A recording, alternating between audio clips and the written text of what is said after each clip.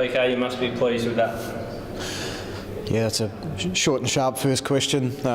Yeah, obviously, like that's a really good performance. We had the opening 2 weeks where we played some good footy, and we certainly, ground out competitive wins and did a good job to go away, but we didn't play anywhere near the football we were happy with. And, today, again, our pressure was really high. Our ball winning, midfield, particularly early, were just sensational. And then the movement of the ball was pretty dazzling, really, wasn't it? That's it's your best case scenario when it all clicks like that. And we had a big focus today. Like, it was obviously a huge day for Jay. I can't say it enough, like just how incredible it is. You got, in 100 years of a really good football club, you got Peter Hudson and Jay Bowden, and that's it. And no one else is close to 500. Like, that's how extraordinary Jay's career has been. I sort of said to him, like, goal number 501 was pretty special. I might have to ask for a recount so that can be number 500. But, he sort of wound the clock back today, and, it was fantastic. And obviously him and Gracie working together, and I think they kicked 10 or 11 between them. So, good performance. We also this was really important to us in terms of our centennial year, like the history of Clarence and Glenorchy. Both in terms of footy and the demographics and that side of things. Like, it's very important to the people around our club and past players and supporters that we're able to, stand up tall against Clarence and win this game. And the boys really responded to that, as you could see. They went out with a real... they put their hard hats on and made sure that, it was a good day for us. And our under-18s beat Clarence for the first time in a long, long time. And we're really thrilled for those kids because 2 years ago they didn't win a game, percentage of 20.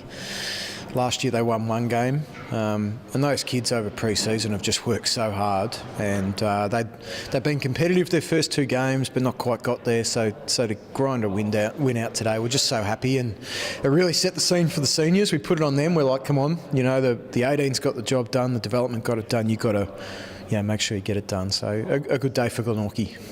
Yeah, see, that's why I asked the short and sharp question, to give me an answer like that. Jay, it was an underwhelming 500th goal, but geez, he was special today, wasn't he? Not just his goal kicking, but his field kicking was just superb. Yeah, he's an elite player, isn't he? Yeah, he could have done anything. And Cal Daly today as well. Like, we were sort of laughing about it that, pretty tough ask to displace Jay as best player today, but Cal did that. A tremendous game, and we had a lot of good contributors. Our on-ball brigade, like the Webb brothers and Geard and Camrick and Duff in the ruck, were really good as well, and Mott and Banks Smith on the wings. And when you get good drive from your midfield, it makes life easy for the forwards when you got some quality players up there.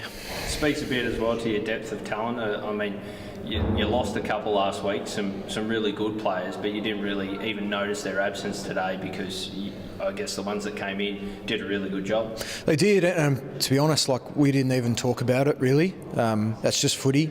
It's like last year when Jay went down in the final. You just got to get on with it. And when you were playing a good team today, like watch them against North Lonnie, they played reasonably well last week, so we were expecting a tough game, and that makes it even more special to have a quarter like that to start it, and then to be able to close it out the way we did against a pretty good side. That it just makes it all the more enjoyable. And it's only 4 points at this time of year, but you're a grouch if you don't sort of just sit back and enjoy this for a little bit when you have days like that. And Gracie against the old mob stood up well, kicked 4, and it's looking like a dynamic 1-2 punch with him and Jay. Yeah, he was good. He's a good player. They went at him today, as you'd expect, and there's soul in this competition, the Tassie State League. Like, there really is, and the games matter and the rivalries matter and the players go at each other, and I really like that. And Gracie today, I think he was a bit inaccurate again, but 2 posters in that. But he played well. He's a really talented player. I love his pressure. Like, he's a little bit like Jay in that it's easy to see what he does in terms of the pretty stuff, but both of them do a lot of the hard work as well. And Grant's move forward, is that more of a horses for courses type scenario, or do you expect to see him spend more time there this year? Or Well, I'm big on developing guys and giving them opportunities. You know, like Harrison went back last year, and Liam Smith's gone back this year, and giving Granny an opportunity up forward. There's other guys we'll throw around this year, and it's just important that guys develop their footy. You know, like we're really strong. We want our guys to go to higher levels. You know, be that the VFL or the AFL, and so we want to develop their footy. And also it helps us later in the year. If you get injuries, you've got guys who can play in different spots. So, Granny looked really good today. And I know in round 1 he took 11 marks as well. So it's a learning curve for him, but very impressed with him today. Nice start to the year. I guess what's your focus this week? Is it about just not getting ahead of ourselves, just cooling the jets a little bit? Because I know a big win over the old rival can get people up and about, I guess, out in the northern suburbs. Yeah, and there's already started being that talk, and you know we're not interested in that, to be honest. We fully understand how tough the comp is. You know, we've got a bye this week and then the Tigers. And, you know, they've got some good pieces and they're a highly combative team, so they'll present their challenges. And then we go into the 2 grand finalists from the last 2 years, so we haven't done anything yet. And, you know, the last 2 years we've been 4-0 and then dropped 4 in a row. So, you know, recent history should be fresh in our minds that you've just got to be ready for the next game and produce as close to our best footy as we can.